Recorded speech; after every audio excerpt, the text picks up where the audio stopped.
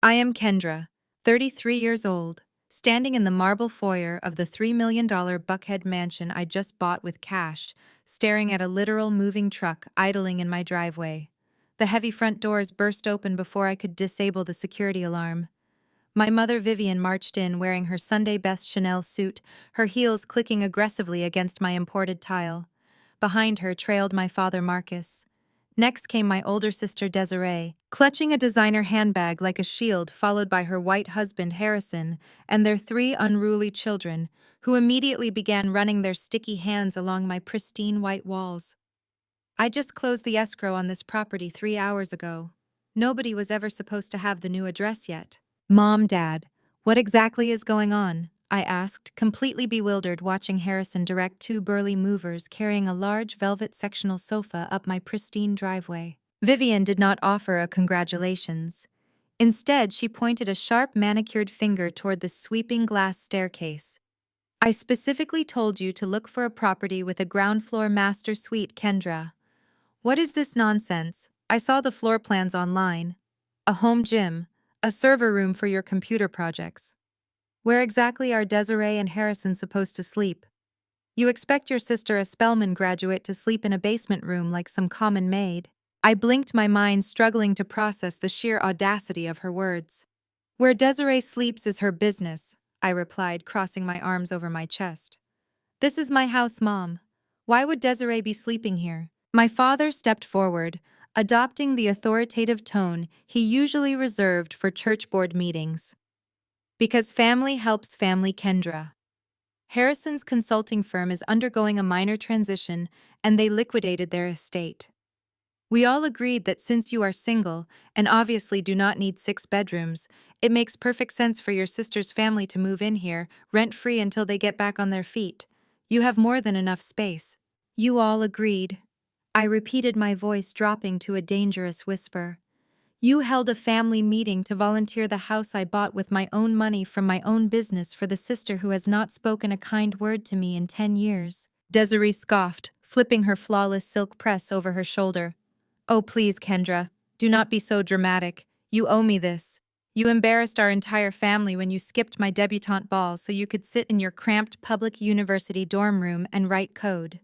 You never supported my marriage into the Preston family, and now that Harrison has a liquidity issue, you want to be selfish. Typical. I skipped your cotillion because I was launching the financial technology company that actually pays for the floor you are standing on right now.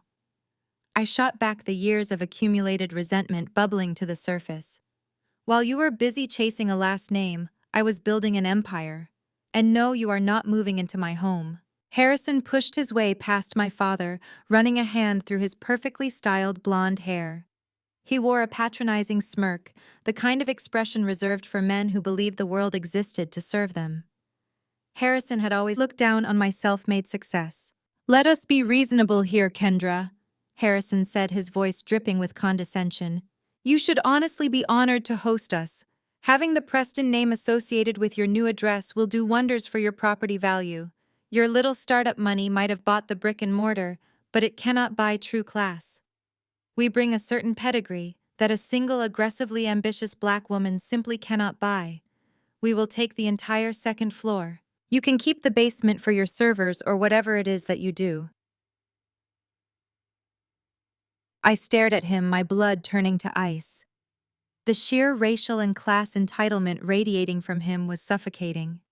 He honestly believed that his whiteness and his fabricated legacy gave him the right to commandeer the sanctuary I had bled to build.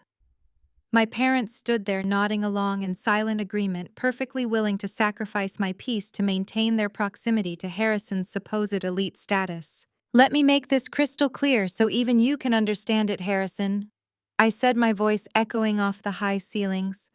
Get out of my house. Take your wife, your kids, your moving truck, and get off my property before I have you thrown out for trespassing. You will do no such thing, Vivian shrieked, grabbing my arm. You will not disrespect your brother-in-law. You will let those movers bring their furniture inside, or you will no longer be a part of this family. Consider me an orphan, then, I replied calmly. I pulled my arm away from her grasp, pulled out my phone, and opened my smart home application. With a single tap, The massive wrought iron gates at the end of the driveway began to swing shut loudly, clanging as the electronic locks engaged. The truck was now trapped and the secondary perimeter alarms armed themselves with a sharp, piercing beep. "I said get out," I repeated, staring dead into Harrison's eyes. "The doors lock automatically in exactly 60 seconds. Harrison's patronizing smirk instantly vanished, replaced by a deep red flush of rage. He lunged forward, invading my personal space, but I did not take a single step back. He pulled his smartphone from his tailored slacks, his hands shaking with fury. "You think you can humiliate me?" Harrison sneered, dialing 3 digits and pressing the phone to his ear. "Hello, 911. Yes, I need police dispatch immediately to my new residence in Buckhead. There is a hostile intruder on the premises refusing to let my family enter, and I fear for my children." 2 Atlanta Police Department cruisers pulled up to my front iron gates, less than 10 minutes later, their blue and red lights flashing aggressively against the pristine landscaping of my new neighborhood. I pressed the button on my tablet to open the gates, allowing the officers to pull directly into the driveway. Before the cops even had both feet out of their vehicles, Harrison was already putting on the performance of a lifetime. His face crumpled into a mask of pure victimized distress. He completely dropped the arrogant old money persona and suddenly became a terrified father just trying to protect his wife and children from an unhinged trespasser. "Officers, thank God you are here," Harrison pleaded, his voice trembling with manufactured panic as he rushed toward them. "This woman locked the gates and is refusing to let my family into our new home. My children are terrified. She is acting incredibly aggressive and erratic." The 2 officers, both white men, immediately placed their hands near their duty belts and turned their stern gazes toward me. The racial and gender dynamics of the situation were not lost on me. As a black woman standing in a predominantly white, ultra-wealthy neighborhood, I knew any display of anger would immediately be weaponized against me. I took a deep, steadying breath and kept my hands perfectly still at my sides. "Is this your property, sir?" the taller officer asked Harrison, his tone respectful. "My in-laws co-signed the house for us," Harrison lied smoothly, gesturing toward my parents who stood nearby. "We are moving in today and my sister-in-law just showed up out of nowhere demanding to take over." I looked at my mother and father, expecting them to at least correct that blatant illegal lie. Instead, Vivian nodded vigorously, clutching her designer purse tightly against her chest. Marcus stepped right up beside Harrison, looking the police officers dead in the eye without a shred of hesitation. "It is the absolute truth, officers," my father said, his voice dripping with false sorrow. "I am Marcus. My wife and I helped secure this property for our eldest daughter and her husband. Kendra has always struggled with jealousy and severe emotional instability. We think she might be having some sort of mental breakdown today. Please just remove her from the premises before she hurts someone." My heart shattered into a million jagged pieces right there on the marble floor. My own flesh and blood were actively trying to get me arrested or committed to a psychiatric hold just to save face for their broke, entitled son-in-law.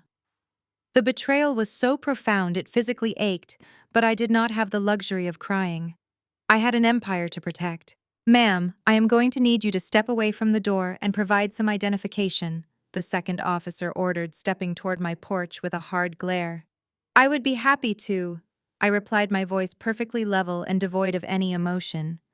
"But before you ask me to leave my own property, you might want to look at this." I picked up the tablet I had left on the entryway table and tapped the screen, pulling up a highly organized folder of encrypted legal documents. I walked slowly down the front steps and handed the screen directly to the primary officer. "What you are looking at is the official deed to this property recorded at the county clerk office just 3 hours ago," I explained clearly, making sure Harrison could hear every single syllable. "It is registered to Apex Security Solutions, LLC.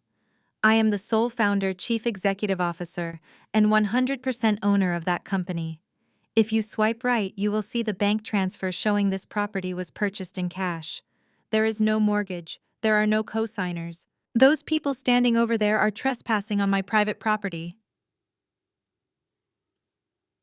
Harrison's face drained of all color, turning a sickly shade of gray. The officer scrutinized the documents for several long moments, verifying the names and the timestamps. He handed the tablet back to me, his posture instantly relaxing before turning a furious glare onto Harrison and my parents. Sir, filing a false police report is a serious criminal offense in the state of Georgia, the officer warned, his hand dropping away from his belt. This woman is the legal owner of this estate. You have exactly 5 minutes to get your family and your moving truck off her driveway before I arrest you for trespassing and misuse of the emergency dispatch system. Desiree let out a loud, dramatic gasp, covering her mouth in horror. Harrison tried to sputter out an excuse, claiming there was a simple family misunderstanding regarding the paperwork, but the cops were absolutely not buying it. The officers instructed the moving crew to pack up their ramps and turn the massive truck around immediately. As the reality of the situation finally set in, Vivian lost what little composure she had left. Her pristine church lady facade completely evaporated. She pointed her finger at me, her face contorted with pure, unadulterated rage. "You have always been a selfish, vindictive little brat," Vivian screamed, her voice echoing down the manicured street for all my new wealthy neighbors to hear. "You ruin everything you touch. You did this same exact thing 10 years ago when you deliberately skipped Desiree's Jack and Jill debutante ball. You humiliated us in front of the entire Atlanta elite just so you could sit in your miserable, cramped dorm room and type on a stupid computer. That stupid computer actually built the software that sold for $50 million last year," I shouted back. The police practically herded them toward their vehicles. Harrison slammed his door. I watched the moving truck slowly back out. Once they vanished, I walked inside, but my phone suddenly vibrated. An automated bank alert flashed. A commercial loan defaulted.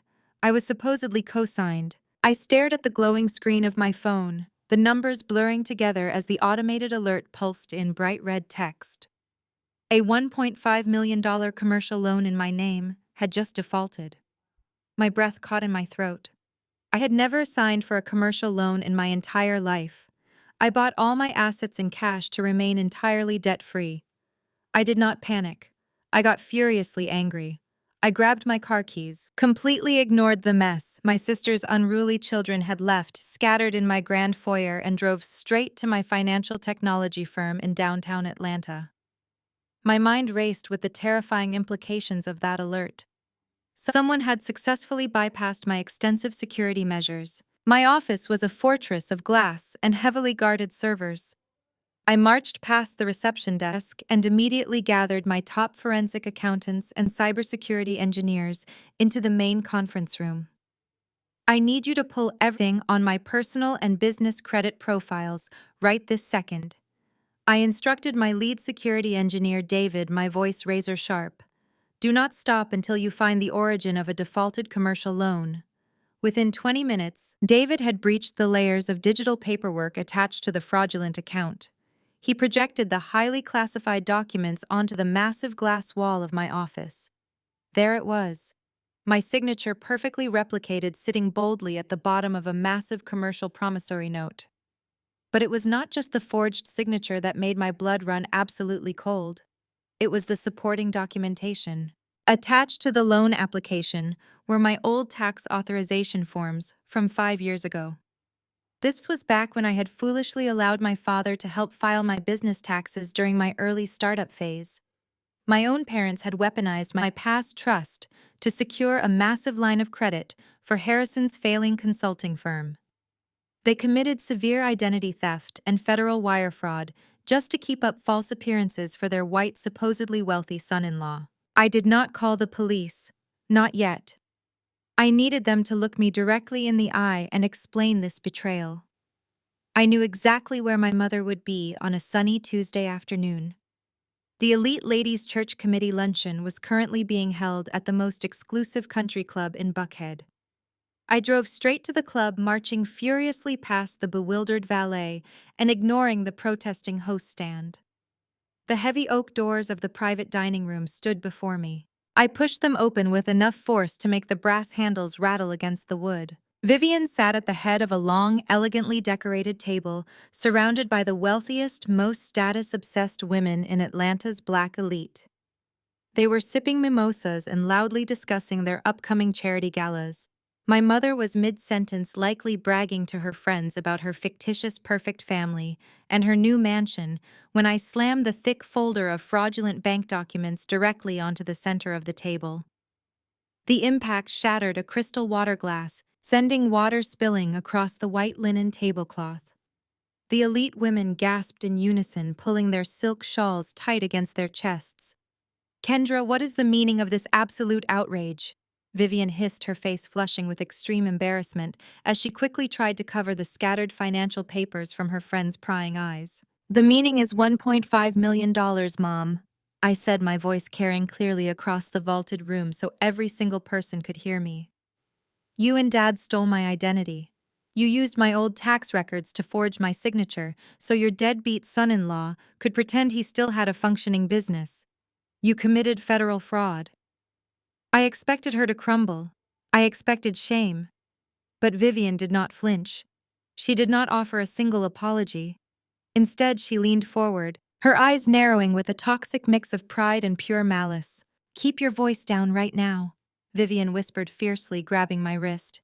"You act as if we stole from you like common criminals. We simply borrowed against the massive success we helped you build. You owe your sister Kendra."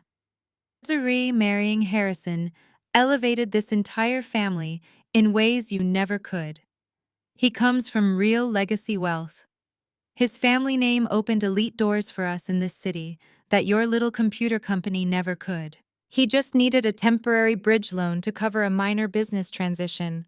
You have millions sitting in the bank doing absolutely nothing, while your sister's social standing was at serious risk. You should honestly be thanking us for keeping her prestigious marriage secure. The sheer delusion was staggering. My mother truly believed that maintaining proximity to whiteness and fake prestige was worth sacrificing her own daughter's financial freedom and risking prison. I looked around the silent room.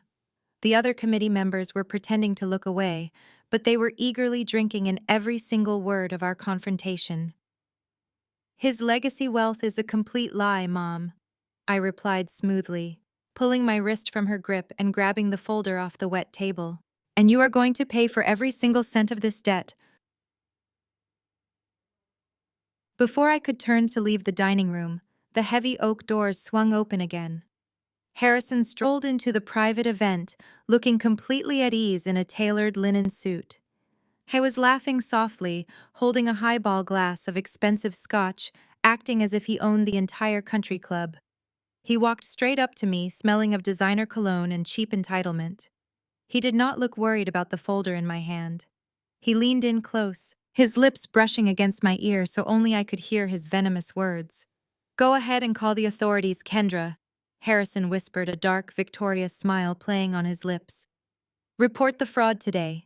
Tell the police your signature was forged. But remember who actually filed the paperwork and signed the guarantor forms. If you blow the whistle on this loan, it is not me going to federal prison. It is your beloved mother and father. You are completely trapped." I did not give Harrison the satisfaction of a reaction. I simply stared at his smug, entitled face turned on my heel and walked straight out of the country club. My mind was racing, but I refused to let them see me sweat. I drove back to my Buckhead mansion, the massive, silent house feeling more like a war room than a home.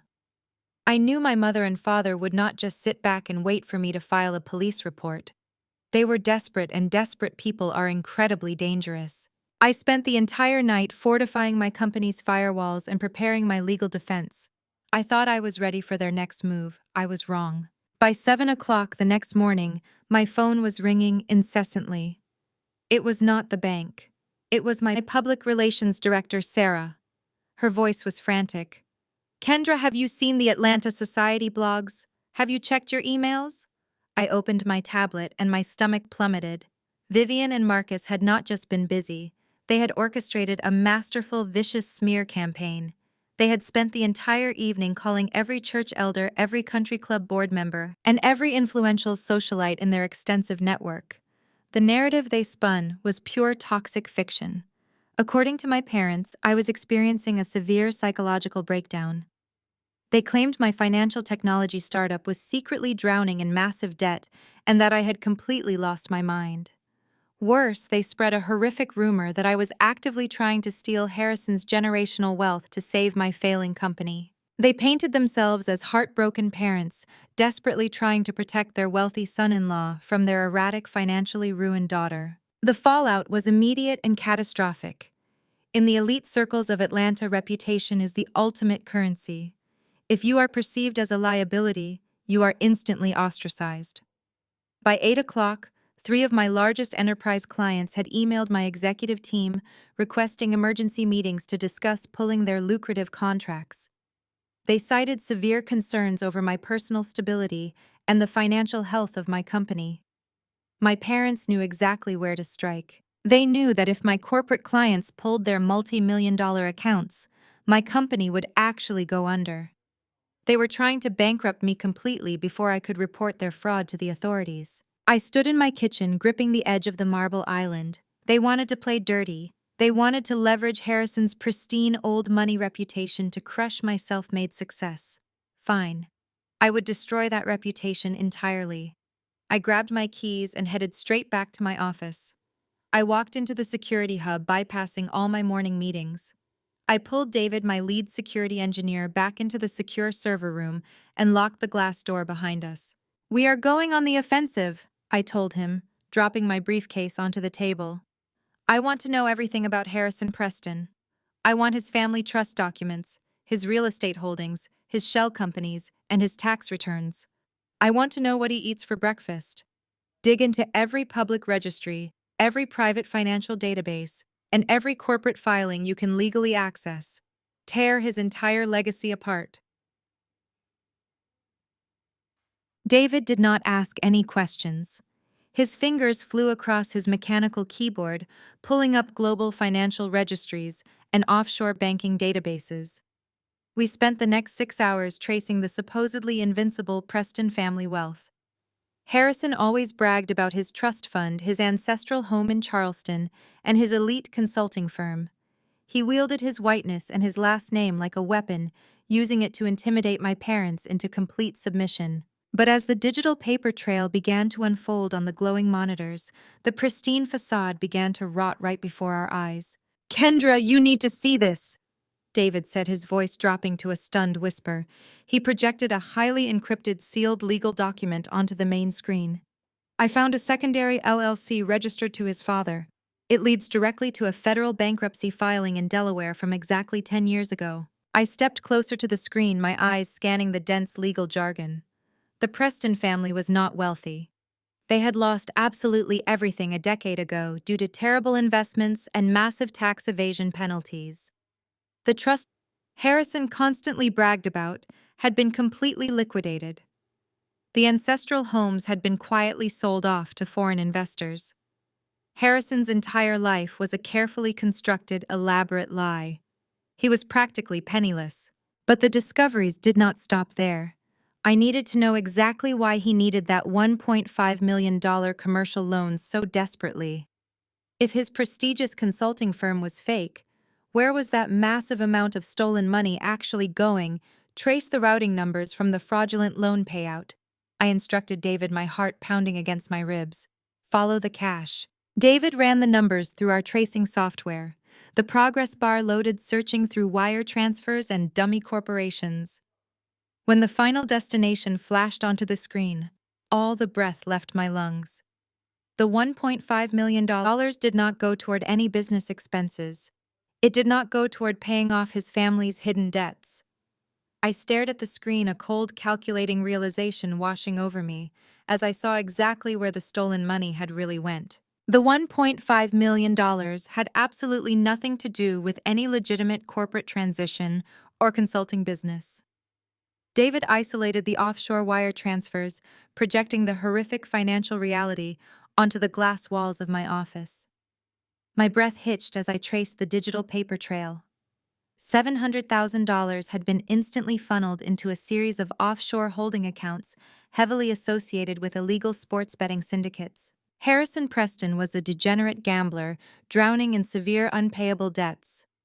But the remaining $800,000 told an even more disgusting story.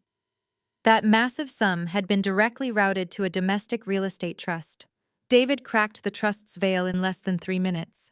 The money had fully paid for a 5-year lease on a breathtaking penthouse condominium in Midtown Atlanta. The tenant listed on that luxury lease was not my sister. Her name was Chloe Sinclair, a 24-year-old former cocktail waitress. Harrison was using the money stolen under my forged signature to finance a lavish secret double life for his young mistress. I stood in the center of my server room, feeling a dangerous mixture of profound disgust and absolute clarity. Harrison was not just a broke entitled fraud masquerading as an old money aristocrat. He was an incredibly reckless parasite systematically destroying my sister's life while actively trying to drag me down to prison with him. He was paying for Chloe's luxury car, her designer shopping sprees, and her expensive vacations using the exact commercial loan my parents had illegally secured by stealing my identity. The sheer audacity of his betrayal made my hands shake with raw, unadulterated anger. I instructed David to download every single ledger, every lease agreement, and every encrypted photograph attached to Chloe Sinclair's social media accounts. I wanted physical copies of every single lie Harrison had ever told. Just as David handed me the thick, freshly printed stack of highly explosive evidence, my desk phone buzzed. It was my lobby security desk. Desiree was downstairs loudly demanding to be led up to my executive suite. I took a deep, steadying breath, placed the damning folder face down on my desk, and instructed security to send her up. I needed to see my sister. I needed to know if she was entirely complicit in this massive criminal conspiracy or just another clueless victim of Harrison's extensive manipulations. A few minutes later, the heavy glass doors of my office swung open. Desiree marched in wearing a pristine white sundress and carrying a notoriously expensive handbag. She did not look like a woman whose husband was secretly bankrupting their entire family. She looked exactly like the arrogant, deeply entitled golden child my mother had molded her to be. She did not bother offering a greeting. She simply dropped her designer sunglasses onto my desk and crossed her arms, staring at me with a look of absolute unyielding contempt. "I hope you are incredibly proud of the selfish stunt you pulled yesterday, Kendra," Desiree snapped, her voice echoing sharply in the quiet office.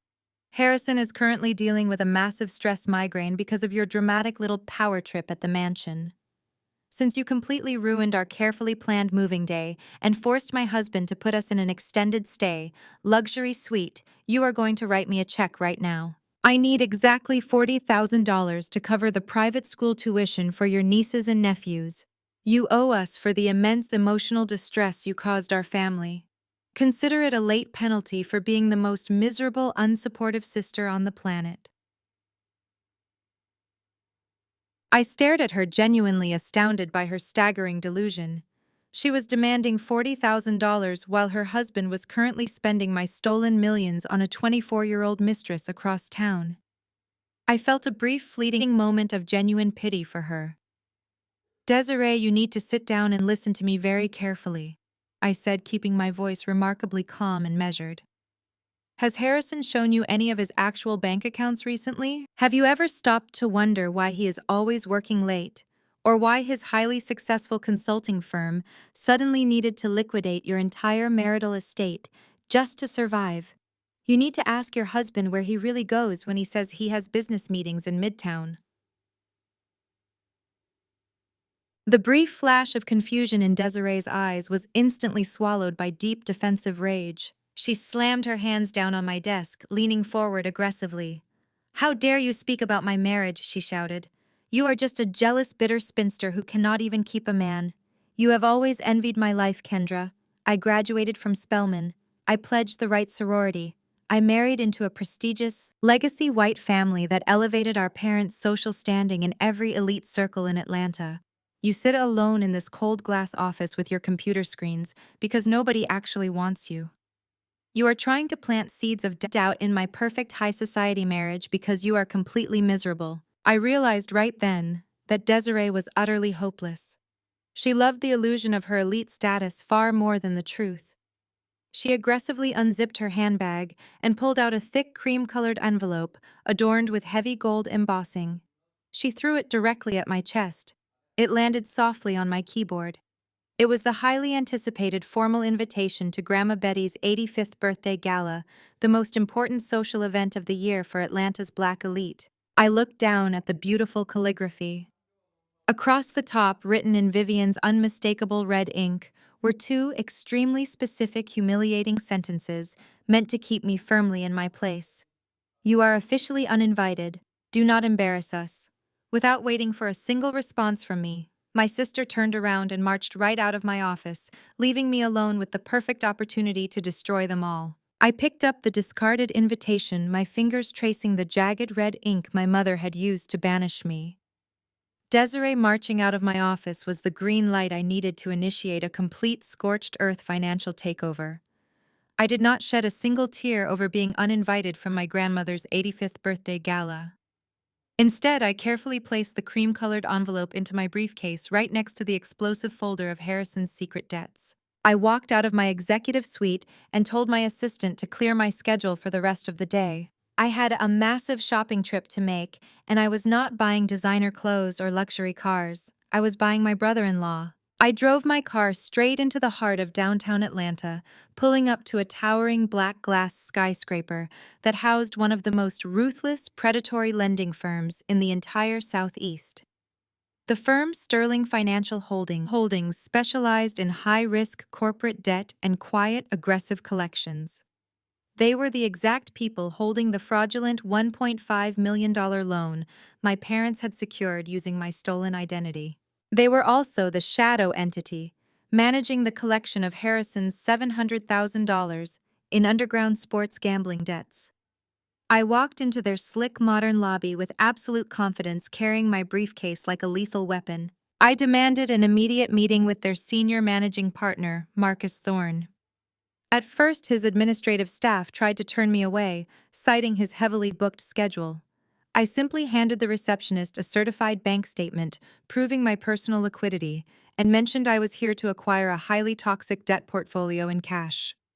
Less than 5 minutes later, I was sitting in a sprawling corner office overlooking the city. Thorne was an older, calculating man who looked at me with clear suspicion. He assumed I was just another desperate relative trying to negotiate a payment plan for a failing family member. I am not here to negotiate a payment plan, Mr. Thorne, I said, cutting him off before he could even offer me a glass of water. I am here to purchase the entire debt portfolio of Harrison Preston. I want the fraudulent $1.5 million commercial loan, and I want the entirety of his $700,000 gambling debt. I want to buy the contracts outright. I want to be his sole legally binding creditor, and I want the transfer executed by the end of this business day. Thorne leaned back in his leather chair, steepling his fingers together. He laughed a dry, humorless sound. Miss, we do not typically sell individual debt portfolios to third parties. Furthermore, the commercial loan in question is technically performing because the initial interest payments were recently made by a secondary guarantor. Why would I sell you a performing asset? Because the primary signature on that commercial loan is completely forged, I replied, staring at him unblinkingly. If I walk out of this office and go straight to the federal authorities, this entire loan becomes the subject of a massive federal wire fraud investigation. Your firm will be tied up in litigation for years, and you will never see a single dime of that principal returned. Sell the debt to my corporate entity right now, and I will pay you the full $2.2 million in cash today, plus a 10% premium for your immediate trouble. You clear a toxic, fraudulent asset off your books, and I get exactly what I want. Thorne realized instantly that he was completely outmatched. He knew a lucrative exit strategy when he saw one. He immediately buzzed his legal team into the office to begin drafting the massive debt transfer agreements. As we sat around the large conference table, reviewing the mountain of original loan documents, something buried deep in the supplementary paperwork caught my eye. I pulled a specific ledger closer, my heart stopping dead in my chest. To secure the massive commercial loan, my parents had not just used my forged tax records as the primary collateral. They had to prove substantial immediate liquidity to make the initial non-refundable interest payments and satisfy the bank's strict underwriting algorithms. I traced the routing numbers printed on the initial payment receipts attached to the file. The money had not come from my parents' personal savings accounts. It had been systematically drained from a highly restricted family retirement trust. I looked closer at the name listed on the original trust documentation. It was Grandma Betty's retirement fund. My father had actively embezzled over $200,000 from his own elderly mother's life savings. He drained the very account he was legally trusted to manage just to float Harrison's elite country club memberships, his luxury car leases, and the initial interest payments on the fraudulent loan. My parents had quite literally stolen from an 85-year-old woman to protect the completely fabricated legacy of a broke, cheating white man. The betrayal was so profoundly sickening that I felt physically ill. Grandma Betty was the only person in my entire family who had ever truly loved me. She was the one who bought me my very first desktop computer when my parents refused. They were actively robbing her blind. I signed the final transfer agreements with a heavy, furious hand. The massive wire transfer cleared my corporate accounts immediately.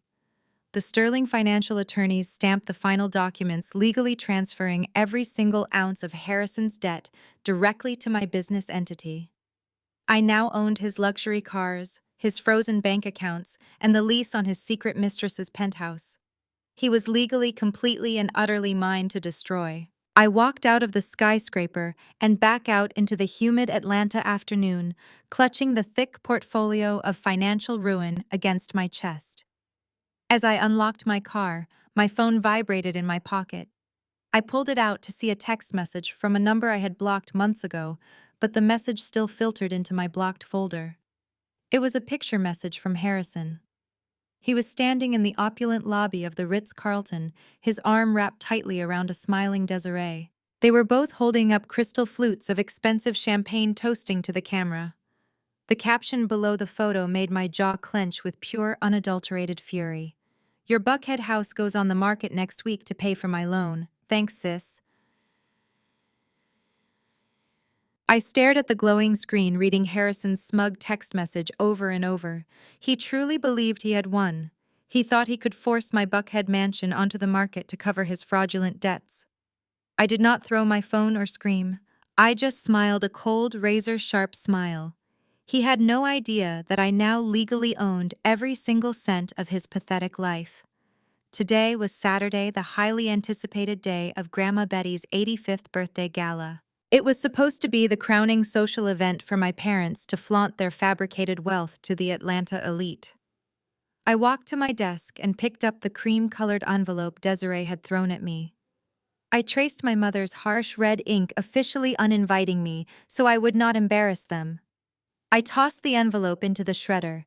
I was going to this gala bringing an absolute financial massacre with me. I picked up my office phone and dialed the most exclusive private security firm in Georgia. I did not just hire a bodyguard. I hired an elite tactical protection detail.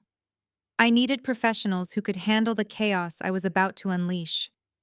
Next, I called a ruthless top-tier process server, paying triple his premium rate to ensure he would stand by my side wearing a tailored tuxedo. I was not going to simply expose my family. I was going to serve them with lawsuits, foreclosure notices, and fraud charges in the middle of their precious dinner. With my team secured, I turned my attention to the evidence. I could not leave any room for denial or manipulation. My parents and Harrison thrived on spinning the narrative, so I needed indisputable visual proof. I sent David a secure message instructing him to print out large-format, high-resolution posters of Harrison's Delaware bankruptcy filings, his drained bank accounts, and the luxury lease agreement for his 24-year-old mistress. I also had David print the devastating ledger showing my father embezzling $200,000 from Grandma Betty's retirement trust. I carefully loaded all the digital files, offshore wire transfers, forged loan documents, and gambling debts onto an encrypted flash drive. I was going to commandeer the audiovisual system and broadcast their crimes to every wealthy socialite in the room. If I was going to burn their fake legacy to the ground, I needed to look like the absolute billionaire I was. I left my office and went straight to my personal stylist. For years, my mother had criticized my appearance, telling me my clothes lacked the refined elegance required for elite spaces. Tonight, I was going to project ultimate power and staggering wealth. My stylist pulled a custom floor-length emerald green silk gown that fit me like a second skin. It featured a sharp, architectural neckline and a dramatic train that commanded absolute attention. I paired it with a brilliant diamond tennis necklace and matching drop earrings that I had purchased in cash. My makeup was flawlessly applied, featuring a bold, unapologetic red lip. When I looked in the full-length mirror, I did not see the scapegoat daughter who skipped a debutante ball. I saw a self-made titan completely ready for war. As the sun set over the Atlanta skyline, a sleek black Maybach pulled up to my Buckhead mansion. My lead security detail, a towering man named Jackson, opened the back door for me. I slid into the luxurious leather seat, my heart beating in a steady, calculated rhythm. The drive downtown was smooth and quiet. I watched the city lights blur past the tinted windows, mentally preparing myself for the emotional explosion that was about to occur. I was not just fighting for my stolen identity anymore. I was fighting for Grandma Betty, the only person who had ever truly nurtured my ambitions. The Maybach glided to a smooth halt in front of the grand entrance of the Ritz-Carlton. The valet rushed forward, opening my door with a polite greeting. I stepped out onto the pristine red carpet, the cool evening air brushing against my silk gown. Jackson and my three other private security guards immediately flanked me in a perfect, impenetrable diamond formation. The process server, looking sharp in his tuxedo and holding a sleek black leather portfolio, fell into step right behind me. We approached the massive gilded double doors leading into the main ballroom foyer. My mother had spared no expense trying to keep me out. Two massive, heavily armed security guards stood directly in front of the entrance, holding clipboards with the official guest list. As I walked up the marble steps, the guards immediately stepped forward, physically blocking the double doors with their broad shoulders. "I am sorry, madam," the first guard stated, roughly holding up his hand to stop my progression. "This is a private invite-only event for the Preston and Thomas families. We have been given strict direct orders from Vivian Thomas. Your name is specifically blacklisted. You are not allowed inside this ballroom under any circumstances." "I think you should step aside right now," I replied, my voice echoing coldly in the elegant foyer. "You do not want to do this." The guard sneered, crossing his arms over his chest. "Turn around and leave the premises, or I will personally remove you from this hotel." Before Jackson could intercept the aggressive guard, a sharp, authoritative voice echoed from across the polished marble lobby. "You will not lay a single finger on this woman." The hotel general manager sprinted across the lobby, shoving the two hired guards completely out of the way. He stopped in front of me, smoothing his jacket before bowing his head in profound, unmistakable respect. "Miss Kendra, I am incredibly sorry for this unacceptable disrespect," he said, glaring at the bewildered guards. "These fools clearly have no idea that your financial technology corporation just bought a controlling stake in this hotel parent company." I did not give the hotel manager a second glance as he bowed in deference. I simply stepped past him, leaving the two stunned, trembling security guards behind me. The heavy gilded doors swung open, and I walked into the plush carpeted corridor leading to the main ballroom. Jackson and my three other private security guards formed an impenetrable wall around me, while the process server followed quietly in his tuxedo, gripping the black leather portfolio. I could hear the muffled sounds of a live jazz band and the clinking of crystal glasses echoing down the hall. I paused for a brief second to adjust my custom emerald silk gown, taking one deep breath to center myself. I was not just crashing a party. I was executing a precision strike on the very foundation of my family's fabricated reality. Jackson opened the towering ballroom doors for me. The sheer opulence of Grandma Betty's 85th birthday gala was staggering. Massive crystal chandeliers cast a warm golden glow over dozens of tables draped in white linen and adorned with towering floral centerpieces. The room was packed to maximum capacity, with the absolute upper echelon of Atlanta society.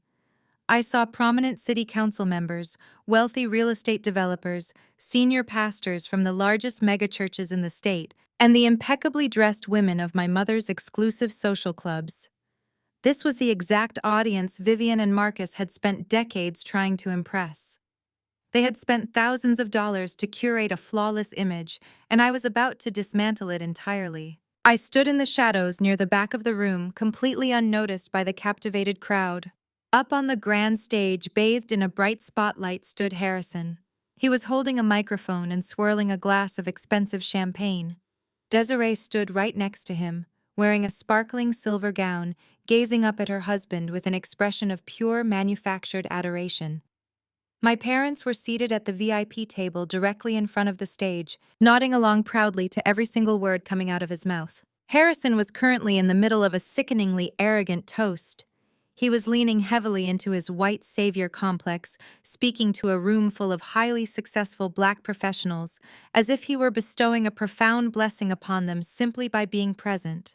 When I first met Desiree, I knew I was not just marrying a beautiful woman, Harrison declared, his voice echoing through the massive speakers.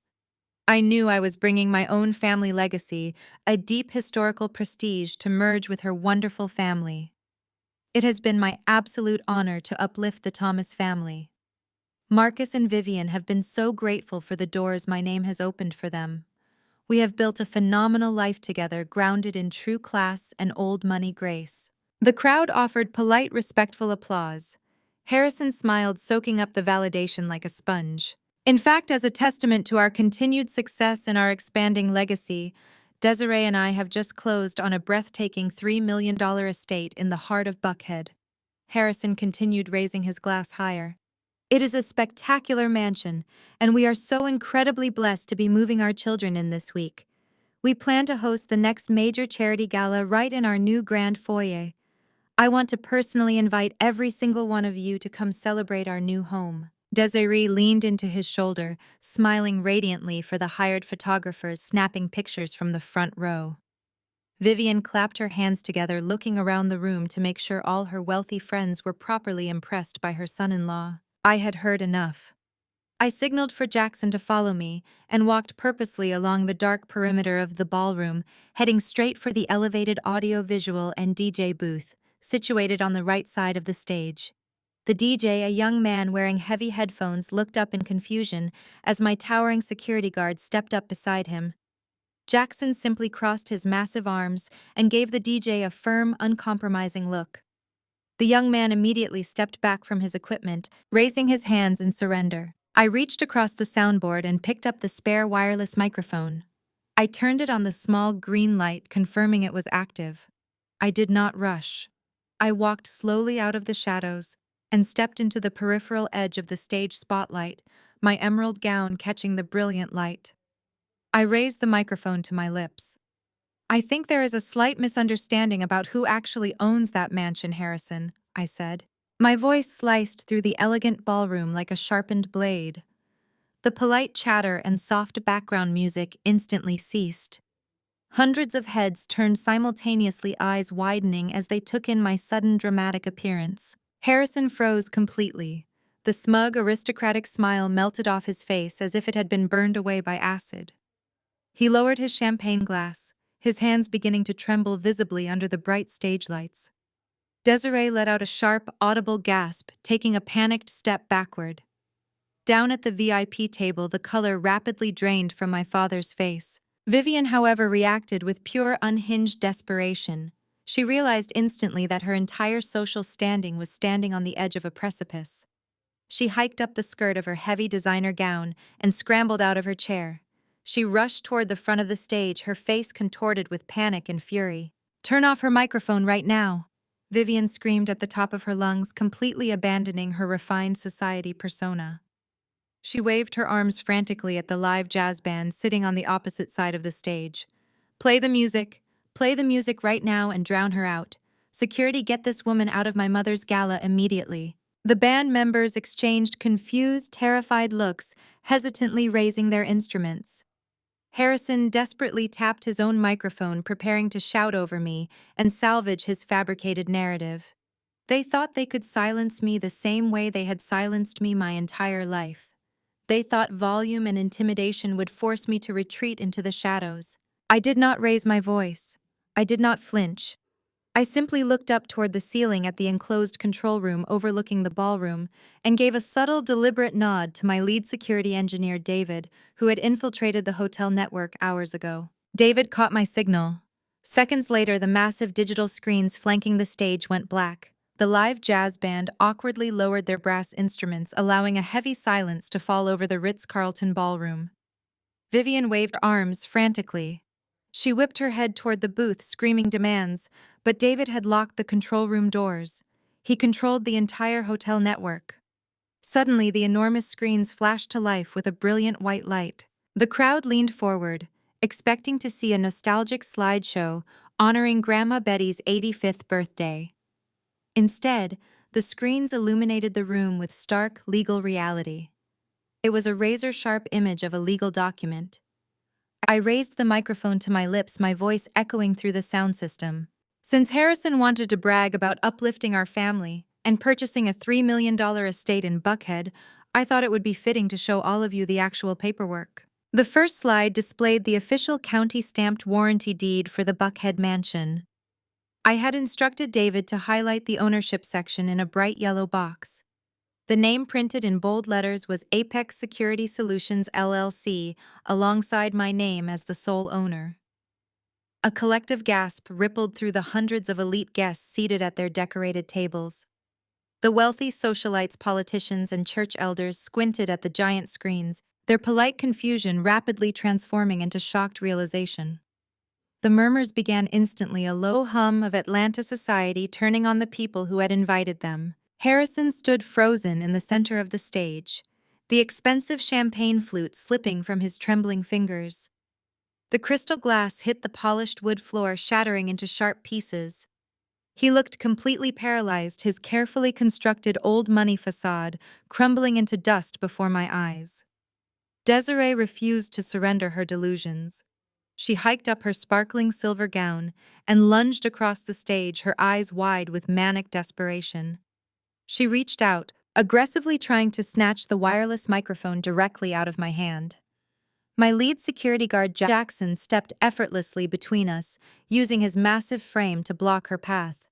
Desiree slammed her hands against Jackson's chest, screaming, "Do not look at those screens!" Desiree shrieked, her voice cracking, as she addressed the bewildered audience. "My sister is mentally unstable. She is having a psychotic breakdown. She forged those documents because she is insanely jealous of my perfect marriage and massive wealth. Someone call the police before she ruins my grandmother's celebration." I did not even blink at her frantic outburst. I simply looked up at the booth and gave David another sharp nod. "Let us talk about that massive wealth, Desiree," I said calmly into the microphone, my voice overpowering her unhinged screaming. The screens behind her instantly switched to the next devastating slide. The audience let out an even louder, scandalized gasp. Displayed in massive text was Harrison Preston's official federal bankruptcy filing from the state of Delaware. David perfectly aligned the documents to show a decade of absolute financial ruin. The subsequent slides flashed in rapid succession, hitting the crowd like physical blows. They saw his completely drained bank accounts, the predatory lending contracts, and his staggering underground sports gambling debts. I watched Vivian collapse back into her chair at the VIP table. She covered her face with both hands, sobbing loudly as her entire social standing evaporated in real time. Her wealthy friends at the adjacent tables were openly staring at her in profound disgust. "Harrison Preston does not come from legacy wealth," I announced to the captivated room, exposing the brutal truth without mercy. "He is a broke, degenerate gambler who has been bankrupt for exactly 10 years. But he did not just lie to all of you. He actively used my stolen identity to secure a fraudulent $1.5 million commercial loan just to keep up this pathetic charade. And I think his lovely wife, Desiree, might be interested to know exactly where that stolen money actually went."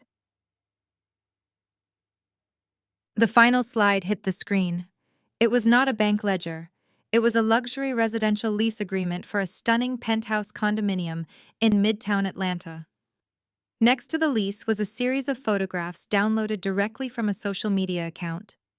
The pictures showed a beautiful 24-year-old blonde woman named Chloe Sinclair posing inside the penthouse driving a luxury sports car and wearing expensive diamond jewelry. Harrison did not use the stolen money to uplift this family. I stated, my tone dripping with absolute ice. He used the forged funds to pay for a 5-year lease for his secret 24-year-old mistress. Desiree stopped screaming. She turned around, staring at the massive screens showing the young woman living the exact luxury life she thought belonged to her. The realization hit her with the force of a freight train. Her perfect marriage was a complete disgusting sham. She dropped to her knees right there on the stage, the silver fabric pooling around her as she let out a gut-wrenching wail. She grabbed her hair, rocking back and forth, entirely broken by the brutal truth. Harrison turned a deep shade of beet red. The humiliation of being exposed as a broke, cheating fraud in front of Atlanta's most powerful citizens completely snapped his fragile ego. He let out a feral, animalistic roar of pure rage. He lowered his head and charged directly at me, sprinting across the stage in his expensive tuxedo, his fists clenched and ready to strike. He never made it within 5 feet of me. Jackson moved with terrifying speed and precision. The massive security guard intercepted Harrison mid-sprint, grabbing him by the lapels of his tailored tuxedo. Jackson effortlessly lifted Harrison off his feet and slammed him brutally onto the hard wooden floor of the stage. He pinned the struggling fraud flat on his back, pressing a heavy knee firmly into his chest. My father opened his mouth, but defensive words died under the crushing weight of my stare. Marcus Thomas spent his life curating the image of a pious financial steward. He served as head accountant for the largest megachurch in Atlanta and sat on the treasury board of elite philanthropic societies. Desperately trying to straighten his tailored jacket, he looked around the silent ballroom for sympathetic faces. He found none. The wealthy socialites and church elders were watching him with sharp, predatory suspicion. They could smell blood. "Harrison is a master manipulator," my father stammered, lacking his usual booming authority. "He fed us lies about his consulting firm's temporary liquidity issues. Your mother and I were only trying to protect our daughter's marriage. We made a terrible mistake using your tax documents, Kendra, but we were completely deceived by this wicked man." "A mistake implies a temporary lapse in logic, Dad," I replied, my voice echoing through the massive speakers. "It takes specific, deliberate malice to steal a woman's identity to secure a commercial loan. And it takes a truly depraved coward to fund that fraudulent loan by actively robbing his own elderly mother." I looked at the control booth and gave David my devastating signal. The massive digital screens behind the stage flickered. The images of Harrison's luxury penthouse vanished. In their place appeared a series of highly sensitive financial records. The crowd leaned forward collectively. I heard the unmistakable gasp of Reverend Stokes, our family's longtime pastor, seated at a prime table near the front. The documents illuminated on the screens were the official stamped bank ledgers for Grandma Betty's retirement trust. I instructed David to highlight specific withdrawal columns in a glaring red box. The records showed a brutal draining of funds. Over 6 months, more than $200,000 had been embezzled from the 85-year-old woman's life savings. To secure the fraudulent commercial loan for your fake aristocrat son-in-law, the bank required proof of substantial liquidity. I explained, projecting my voice to the back of the cavernous ballroom. "Since you and Mom have been living beyond your means to maintain your country club memberships, you did not have cash. So you drained Grandma Betty's retirement trust. You stole the money she worked her entire life to save, just to pay for Harrison's cars and his secret girlfriend's penthouse." The reaction from the Atlanta elite was instantaneous and catastrophic for my parents. This crowd tolerated many sins, but stealing from an elderly family member to fund a fraudulent white savior was the ultimate unforgivable taboo. The whispers escalated into loud murmurs of profound disgust. Several prominent church mothers turned their chairs away from the VIP table, refusing to even look in my mother's direction. Vivian realized that her entire existence was over. Her precious social status, the currency she valued above her own children, was burning to ash in front of her eyes. She fell to her knees next to the VIP table, weeping hysterically, her designer gown pooling on the floor. She begged the surrounding society women to understand, claiming she only borrowed the money. The women simply stared down at her with cold, merciless judgment. They were permanently expelled from elite society. Marcus backed away from the stage, his hands shaking violently as he looked at the devastating financial proof projected above him. He tried to formulate another excuse, but his voice completely failed him. The pristine, untouchable reputation he had spent 4 decades building was completely obliterated. "I told you I was not here to negotiate," I said, handing the wireless microphone to Jackson. I stepped to the very edge of the stage, looking down at my broken, weeping family. "I am here to collect." I snapped my fingers. The process server, who had been standing quietly in the shadows wearing his crisp black tuxedo, stepped forward into the bright stage spotlight. He did not say a single word. He simply unzipped his sleek black leather portfolio and began distributing legal doom. He walked over to Harrison, who was still pinned firmly to the floor by my security team. The server dropped a thick stack of papers directly onto Harrison's chest. It contained the formal transfer of all his debts, immediate foreclosure notices on his luxury vehicles, and the eviction paperwork for his mistress's condominium. Next, the server approached Desiree, who was still sobbing uncontrollably on the stage. He handed her a folder containing the immediate termination of her children's private school tuition payments and a formal cease and desist order regarding my properties. Finally, the server walked down the stairs to the VIP table. He handed Marcus and Vivian the thickest stack of all. The documents included massive civil suits for identity theft, financial fraud, and the formal legal petition to seize emergency conservatorship over Grandma Betty's remaining finances. My parents stared at the legal papers in their shaking hands, fully comprehending that they had lost absolutely everything. They had no money, no social standing, and no defense against the irrefutable evidence displayed above. "You cannot do this to us, Kendra," Vivian shrieked, clutching the lawsuits to her chest. "We are your family. We gave you life. You are going to burn in hell for destroying your own flesh and blood in front of all these people." I looked down at her, feeling absolutely no pity. "Failures do not belong in this family, remember your words, Mom." Suddenly, the muffled sounds of the live jazz band and the murmuring crowd were completely overpowered by a piercing, high-pitched wail echoing from the street below. The terrifying sound of multiple heavy sirens grew rapidly louder, vibrating through the massive glass windows of the Ritz-Carlton ballroom. Sweeping flashes of red and blue lights began to reflect off the crystal chandeliers, illuminating the horrified faces of the wealthy guests. I had not just brought a single process server to this birthday gala. I had finally brought the federal authorities. The heavy gold-leafed doors of the Ritz-Carlton ballroom were thrown open with such violent force they slammed against the marble walls. A dozen federal agents wearing dark tactical windbreakers with the letters FBI emblazoned across their backs streamed into the opulent room. They moved with a chilling, synchronized efficiency, their heavy boots thudding against the polished floor. The live jazz band had completely stopped playing. The room full of Atlanta's most elite politicians, church leaders, and wealthy socialites froze in absolute breathless terror. They clutched their crystal champagne flutes, pressing themselves against the silk-draped tables to clear a path. The lead agent, a tall woman with a stern, uncompromising face, marched directly toward the grand stage. She did not spare a single glance for the extravagant floral arrangements or the terrified, weeping guests. She stopped at the edge of the stage, her eyes locking onto Harrison, who was still pinned to the wooden floor by my lead security guard, Jackson. I gave Jackson a brief, sharp nod.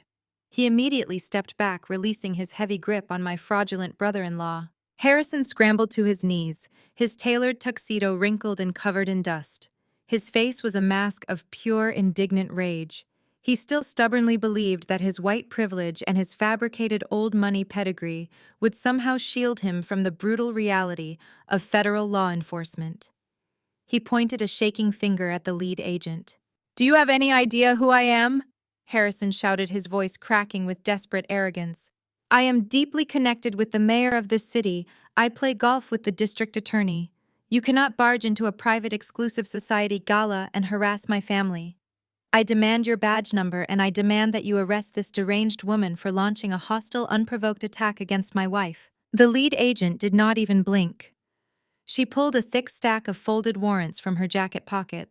"Harrison Preston, you are under arrest for multiple counts of felony wire fraud, bank fraud and federal embezzlement. She stated, her voice echoing clearly across the silent ballroom. You have the right to remain silent. Anything you say can and will be used against you in a court of law. Two additional agents stepped onto the stage.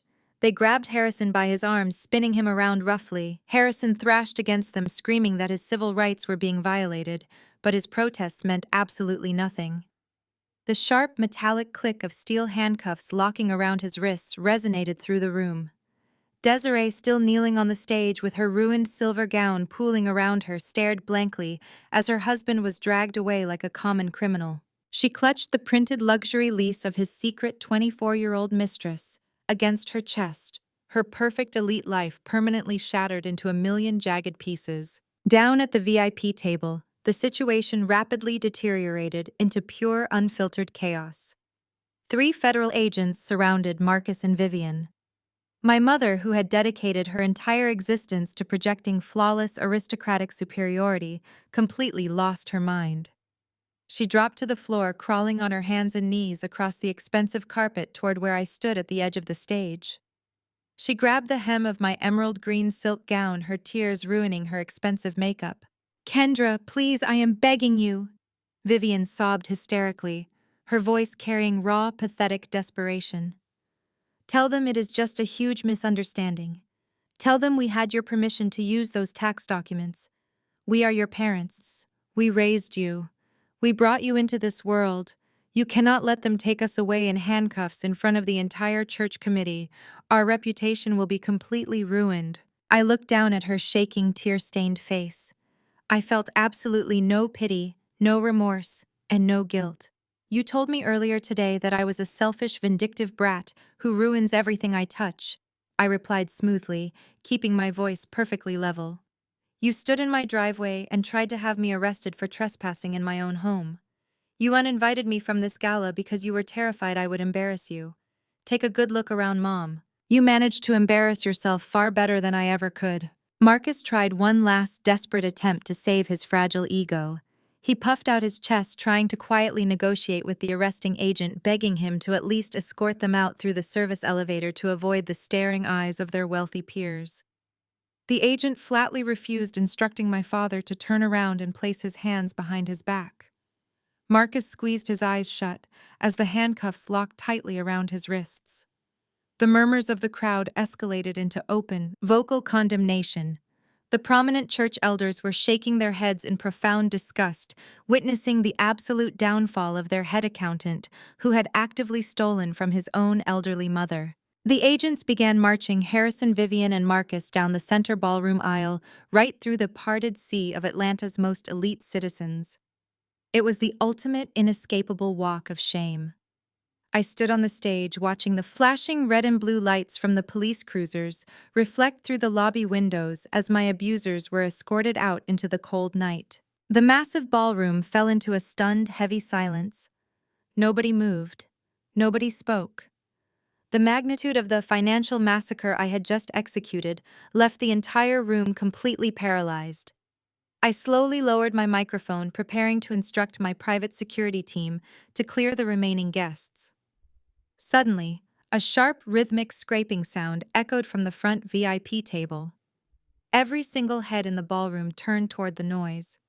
Grandma Betty, who had sat in absolute, stoic silence through the entire confrontation, gripped her polished wooden cane. With slow, deliberate movements, the 85-year-old matriarch pushed her chair back and stood up. The heavy silence in the ballroom felt absolute as Grandma Betty fully straightened her posture. Every single eye in the opulent Ritz-Carlton event space remained locked on the 85-year-old matriarch. The federal agents paused their march down the central aisle, their grip still firm on Harrison, Vivian, and Marcus. My mother, completely devoid of her usual aristocratic composure, let out a pathetic, trembling gasp.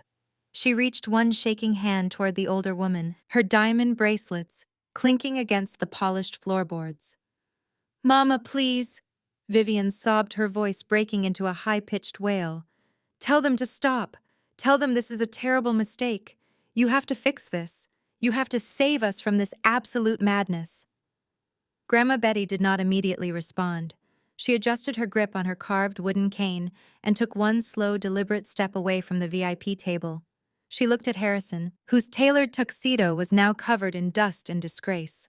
She looked at my father Marcus, who could not even muster the courage to meet his own mother-in-law's gaze after stealing her retirement funds. Finally, her sharp, discerning eyes landed on Vivian. The disappointment radiating from the elderly woman was incredibly profound. It was not the disappointment of a mother who had just been robbed. It was the disappointment of a matriarch who realized her legacy had been entrusted to complete fools. "Save you," Grandma Betty asked, her voice raspy, but echoing with undeniable authority.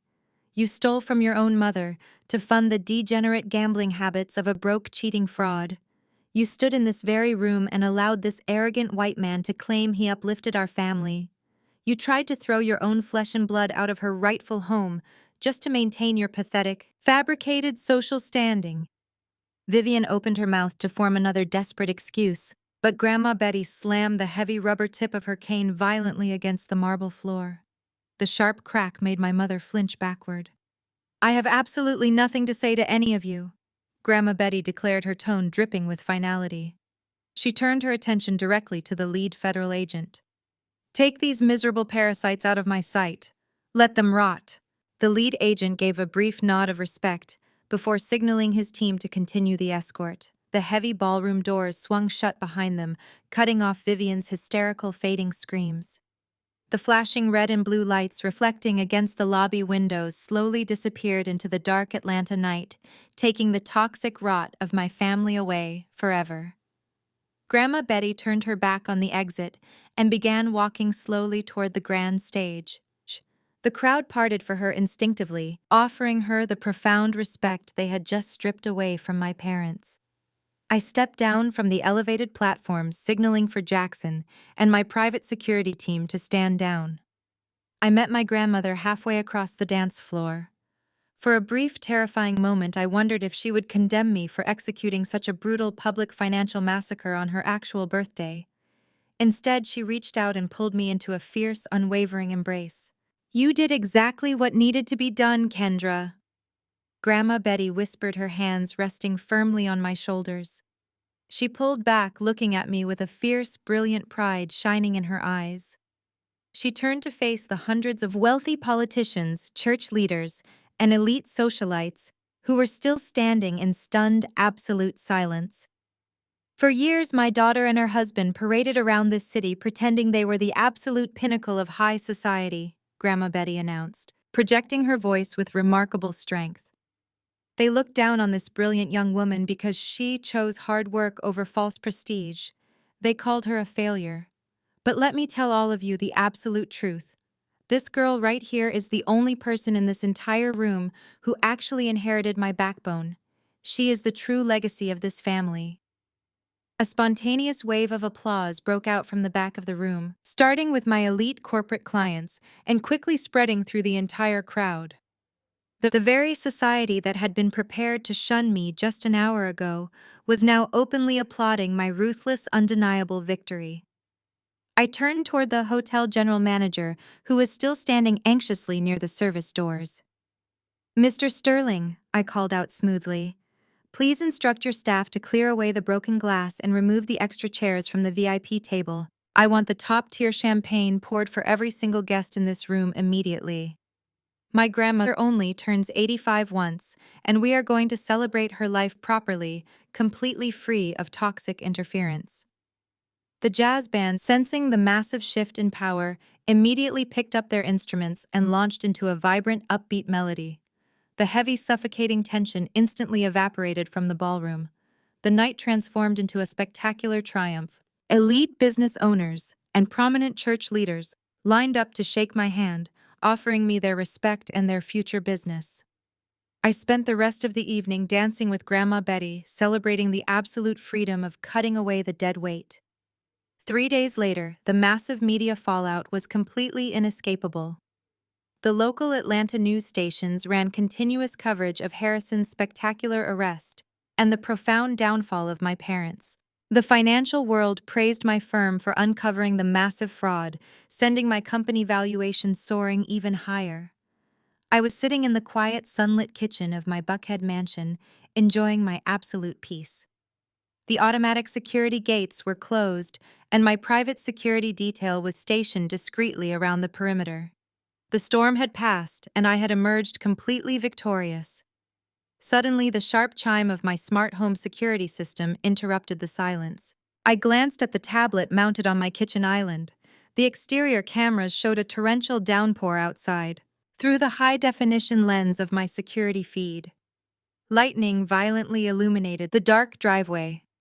Standing on the marble steps of my grand portico, completely soaked by the relentless Atlanta storm, was my older sister Desiree. She was shivering uncontrollably, clutching a single battered suitcase with one hand, while her three young children huddled tightly against her legs. The designer gowns and arrogant smirks were entirely gone, replaced by the pathetic reality of a woman who had finally run out of lies to tell.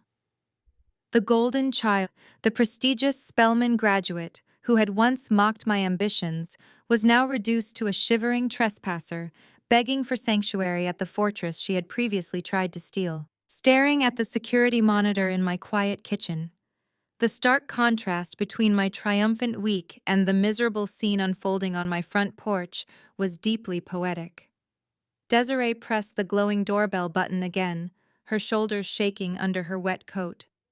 The three children looked exhausted, their small faces pressed against the heavy glass of my custom front doors. I took a slow, deep breath, setting my ceramic coffee mug down on the granite island. I was not the same vulnerable scapegoat she had bullied throughout our childhood. I was a self-made billionaire, and this was my castle. I walked slowly out of the kitchen, my footsteps echoing softly against the imported flooring. The ambient lighting in the hallway automatically brightened as I approached the grand foyer. I did not rush. I allowed the heavy silence of the house to center my thoughts, fortifying my emotional boundaries. I reached the entryway and stood before the massive wooden doors, watching Desiree's blurry silhouette through the frosted glass panels. I disengaged the primary deadbolt with a sharp, metallic click and pulled the heavy door open, letting the cold, damp wind sweep into my warm, luxurious home. Desiree flinched as the warm air hit her freezing skin. Her perfectly styled hair was now a matted, tangled mess plastered to her cheeks. Her expensive makeup had completely washed away, revealing the dark, exhausted circles beneath her eyes. She looked absolutely broken, entirely stripped of the arrogant old money facade she had worn like armor for over a decade. The three children shivered behind her, looking up at me with wide, fearful eyes. "Kendra, please." Desiree whimpered, her voice cracking as a gust of wind blew rain onto the covered porch. "I know I have absolutely no right to be here. I know I have treated you terribly. But they froze all my bank accounts. The federal agents seized the cars, and the landlord evicted us from the rental house this morning. My elite friends will not even answer my phone calls. We have absolutely nowhere else to go. We have been sitting in a taxi for hours until I ran out of cash. Please, just let the kids come inside out of the storm. I am begging you, sister to sister." I looked at her shaking hands, then down at my nieces and nephew. The maternal instinct to provide shelter warred briefly with the harsh reality of her past actions. She had stood by while her husband actively tried to destroy my life. She had gladly participated in the financial abuse of our grandmother. She had laughed while trying to claim this very house as her own. I simply stood right there, just staring at her coldly. The freezing rain whipped across my marble porch, soaking Desiree and her three children. I kept my posture rigid, blocking the threshold of my home. The silence between us was heavy, broken only by the claps of thunder echoing across the Buckhead skyline. "Did you not hear me, Kendra?" Desiree cried out, her teeth chattering. "I said we have nowhere to go. Harrison's accounts are frozen by the federal government. The bank seized my SUV today. I tried to call the women from my sorority, the women I hosted at country club luncheons for the past 10 years. They all blocked my number, every single one of them. They are treating me like I have a disease. Please just let the kids come inside." She pushed her youngest daughter forward, using the shivering child to manipulate my emotions. "I hear you perfectly, Desiree," I replied, my voice dangerously calm. But my front door is not a revolving door for people who tried to destroy my life. You do not get to treat me like garbage for a decade and then expect me to roll out the red carpet when your fabricated reality collapses. Desiree wiped the rain from her face, looking shocked. I am your sister. We share the same blood. You have a massive mansion with 6 bedrooms. How can you be so heartless to your own nieces and nephew? Do not dare lecture me about heartlessness, I snapped, stepping closer to the doorframe. Where was your loyalty when you watched your arrogant husband try to use his privilege to have me arrested for trespassing on my own property? You knew Harrison and Mom stole my tax documents. You knew they forged my signature to secure that commercial loan. You knew all of it, Desiree, and you did not care because it funded your precious lifestyle. You spent your entire life tearing me down to make yourself feel superior, I continued. You thought your Spelman degree and your legacy marriage made you untouchable. You laughed when Vivian uninvited me from Grandma Betty's gala. You were perfectly willing to let me lose everything so you could play the wealthy housewife. So no, Desiree, you are not stepping one single foot inside my home. Then what am I supposed to do? Desiree wailed, her voice cracking with desperation. We are going to be living on the street. Do you want your own family to be homeless? I am not going to let the children freeze on the street, I stated firmly. But I am not giving you a free ride either. You are going to learn how the real world works. I have a very specific offer for you, and it is entirely non-negotiable. Desiree looked up, a spark of desperate hope returning to her exhausted eyes. Anything. I will do anything you say, Kendra. I will arrange and pay for a modest 2-bedroom apartment in a working-class neighborhood for 6 months. I instructed, laying out my terms with precision. I will pay for basic utilities and a weekly grocery delivery so the children have healthy food. The kids will be enrolled in the local public school system starting Monday morning.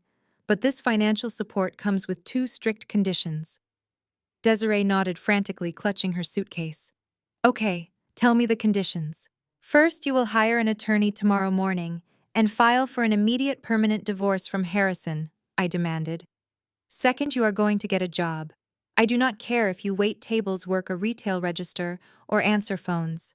You are going to earn your own paycheck and learn how to support yourself. If you agree to these terms, I will call a private car right now to take you to a clean, safe hotel for the weekend until the apartment is ready. The desperate hope in Desiree's eyes instantly vanished. Her posture stiffened and the old arrogance suddenly returned, overriding her miserable reality. Public school.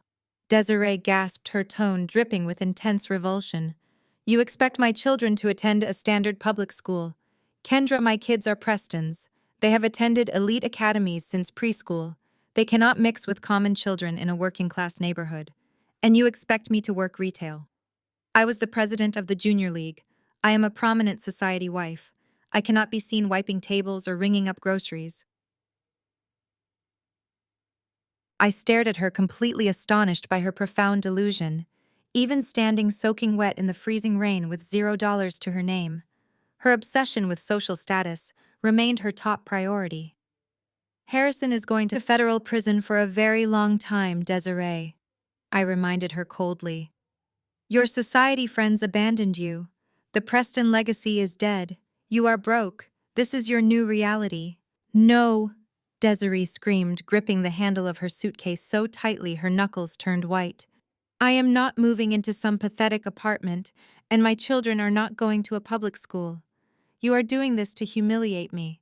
You want to see me suffer like a peasant. I would rather figure this out on my own than accept your degrading charity. Suit yourself, I replied, feeling absolutely no remorse. Desiree glared at me with pure, unadulterated hatred. She grabbed her youngest child by the hand, turned around, and marched fiercely back down the driveway into the pouring rain. She dragged her family back toward the waiting taxi, letting her toxic pride completely destroy her only remaining lifeline. I stood in the doorway for a few seconds, watching her fading silhouette disappear into the dark, stormy night. I did not feel even a single ounce of family guilt. I only felt a profound sense of peace. I stepped back into my warm foyer and pulled the heavy mahogany doors shut, sealing out the cold wind and the last remaining parasite. I locked the deadbolt with a loud, satisfying click, finally securing my empire. By Monday morning, the entire city of Atlanta was completely consumed by the explosive scandal.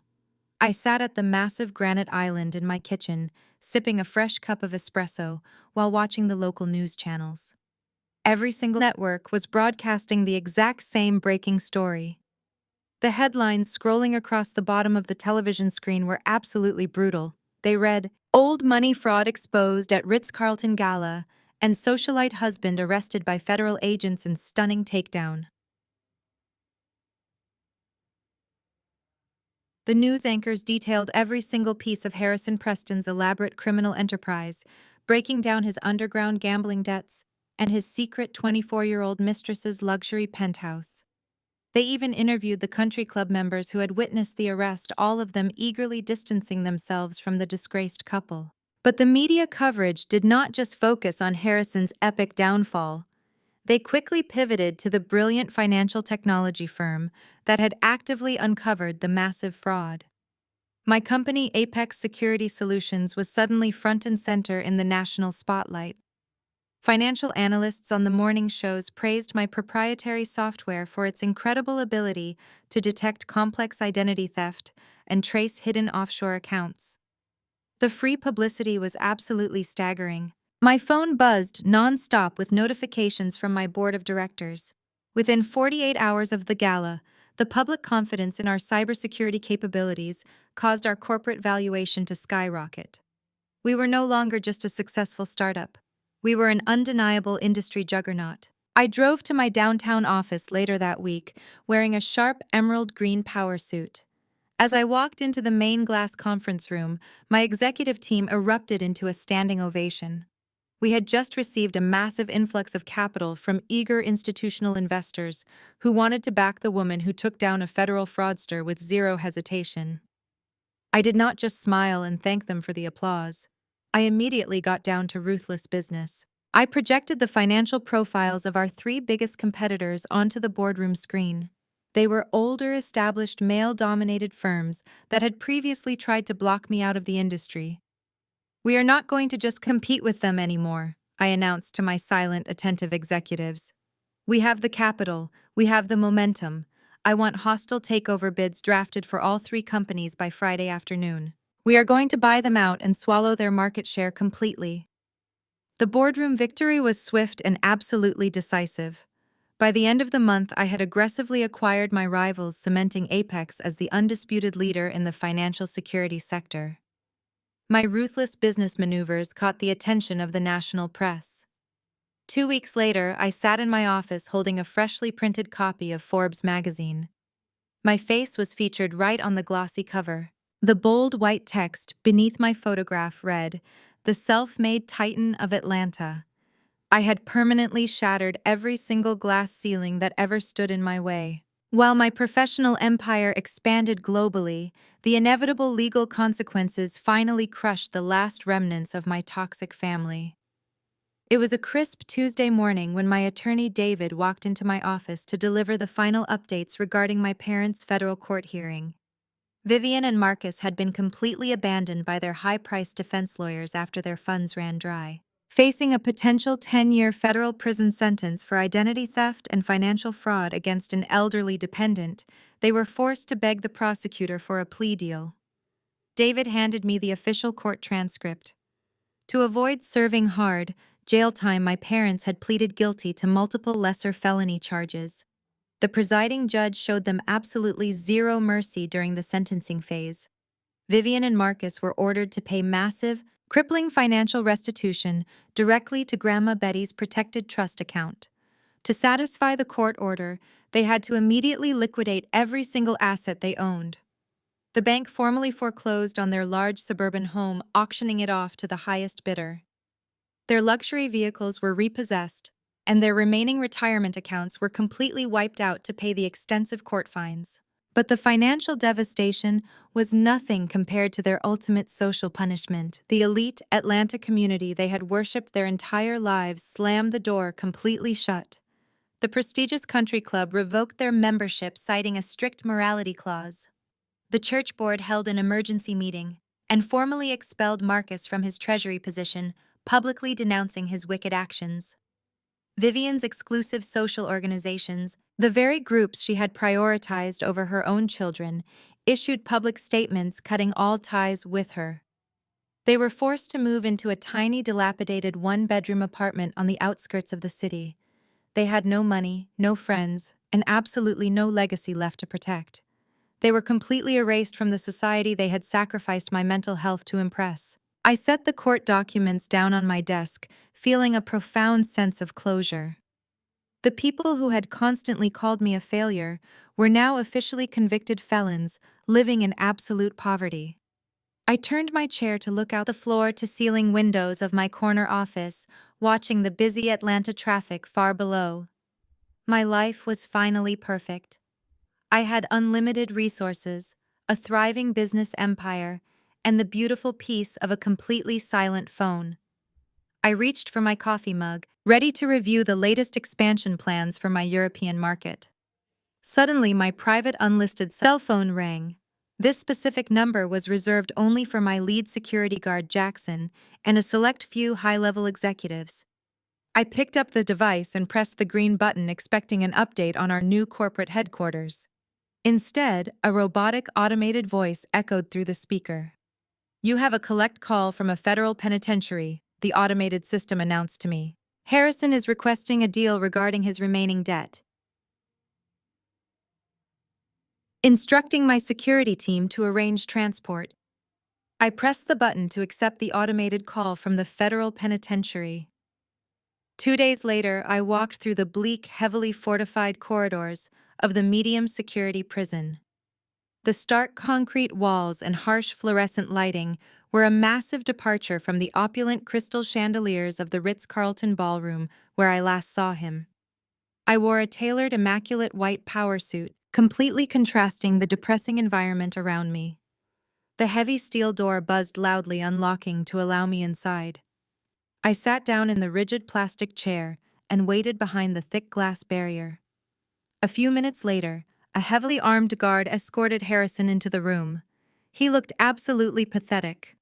The arrogant old money facade he weaponized against my family for a decade was completely stripped away. His designer tuxedos and custom Italian leather shoes had been replaced by an ill-fitting prison jumpsuit. His styled blonde hair was messy and overgrown, and his pale face was drawn and exhausted. He slowly picked up the heavy black telephone receiver on his side of the glass. I picked up mine, keeping my posture perfectly straight. "Kendra, thank you for coming," Harrison rasped, his voice devoid of his usual dripping condescension. "I know I do not deserve your time, but I have a business proposition for you, a highly lucrative deal." "You are a convicted felon facing 10 years in federal prison, Harrison," I replied smoothly.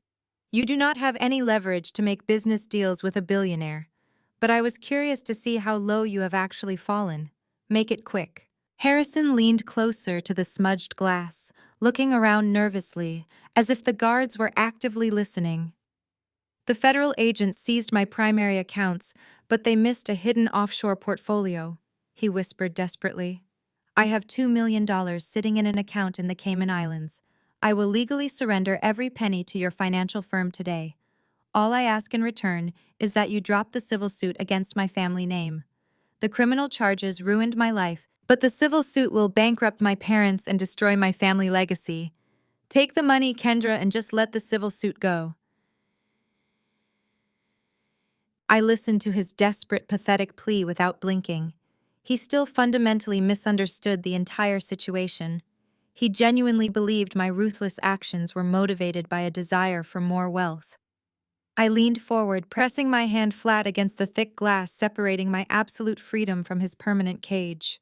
"I do not need your hidden offshore money, Harrison," I stated, my voice echoing with chilling precision.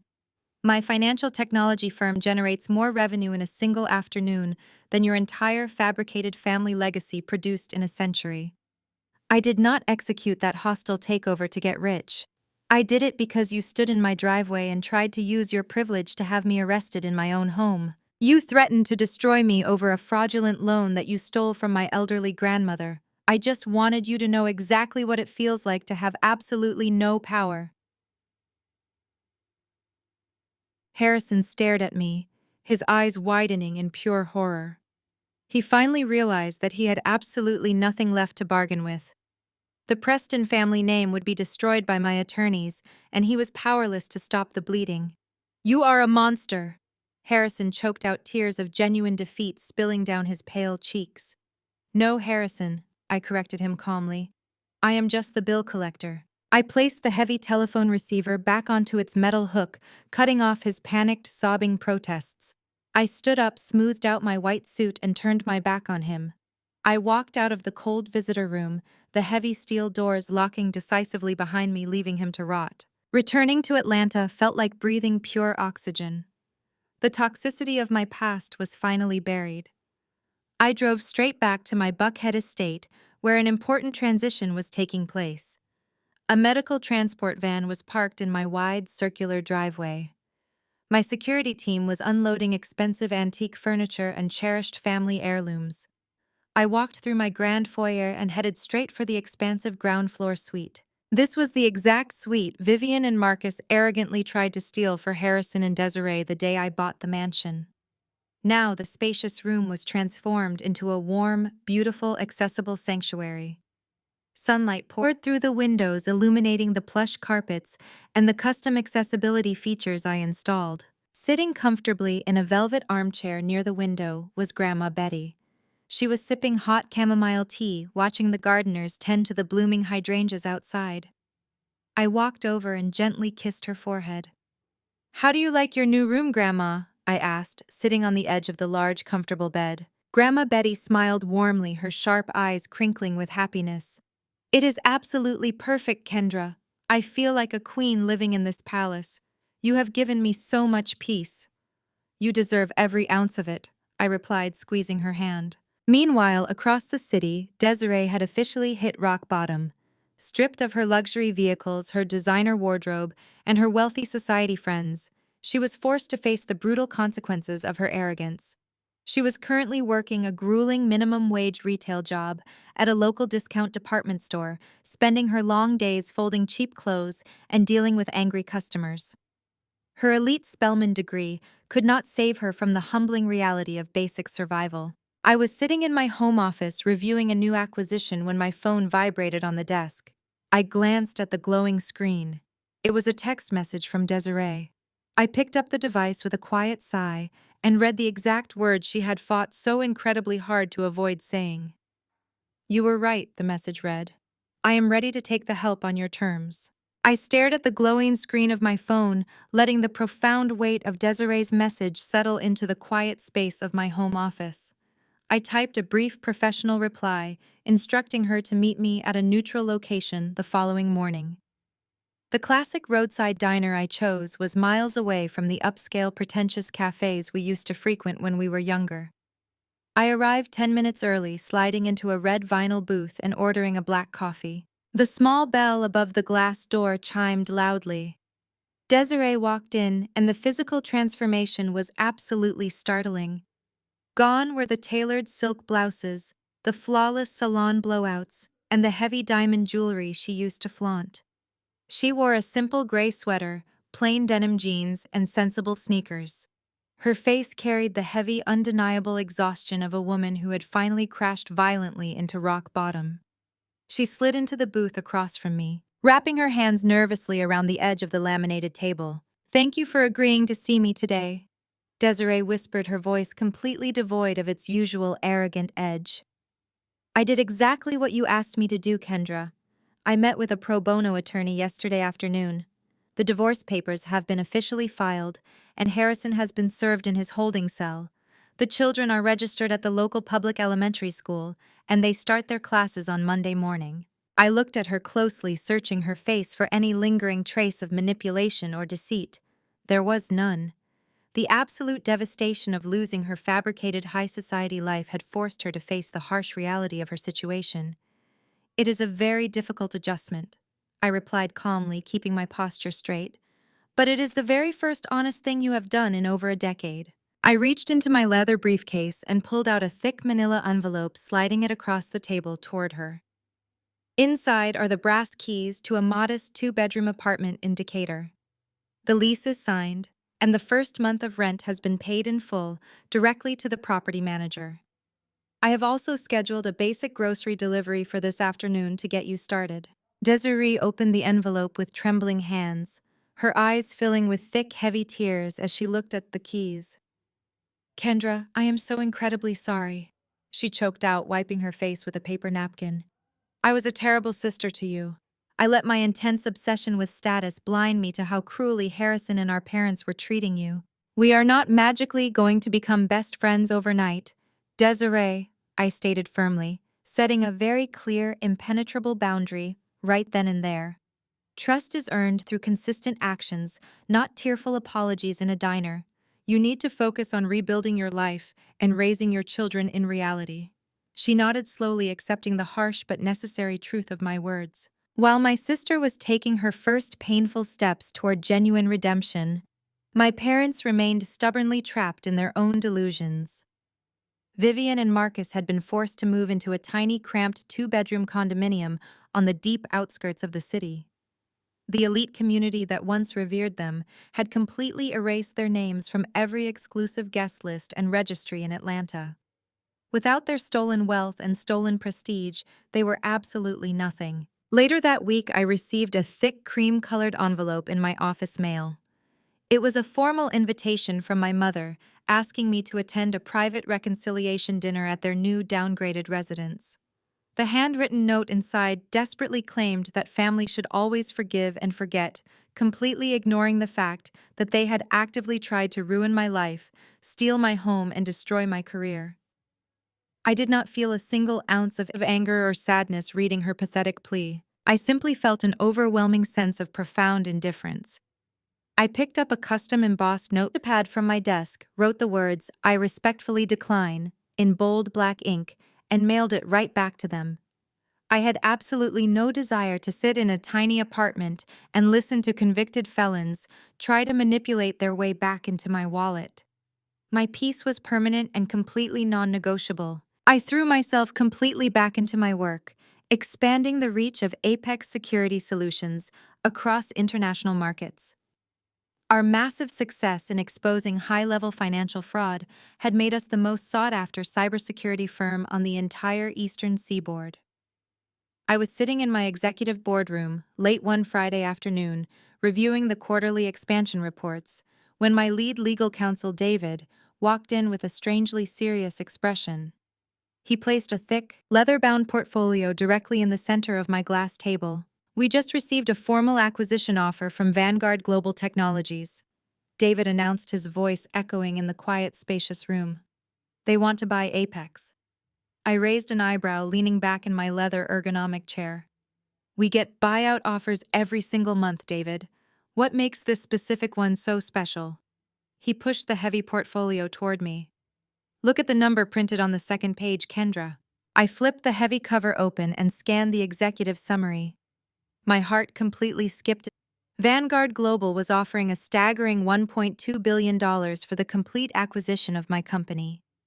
It was an astronomical, life-changing sum of money that would cement my wealth for generations to come.